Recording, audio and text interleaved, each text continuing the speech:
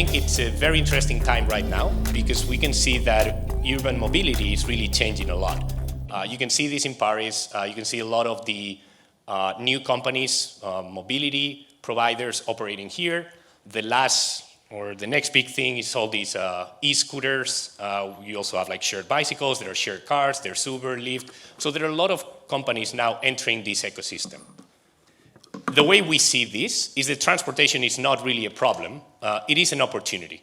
And we believe that right now is the time for cities to take a step forward and make better decisions for the climate and for their citizens, to try to make more livable cities. It is, I think the slide says it there, but the idea would be to design a future that it's equitable, safe, sustainable, and accessible to all.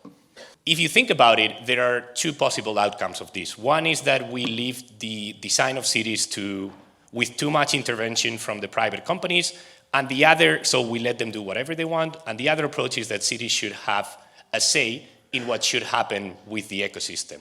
So if they play an active role in managing public and private transportation, better outcomes will be obtained. What do we mean by this? Well, I think that as a company, and myself, I believe that all these new private mobility options can be really good for citizens and can be good for the environment, but there needs to be the right framework of regulation and the right tools to be able to decide how these modes interact with each other.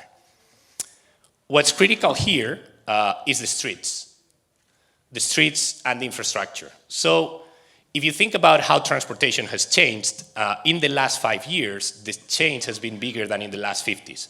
If you think about a city 40 years ago, it was mostly meant for cars and some people walking and using public transport. Now there are a lot of other options, the options I mentioned before.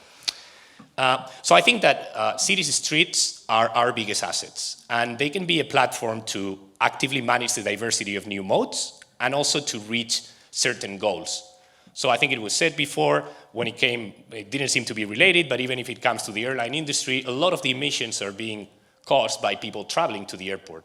And what really affects human behavior in terms of transportation is how long it takes to travel to different places. So we believe that cities should have a say in how the infrastructure, the public and private mobility options are designed for citizens to be able to move faster in a safer space.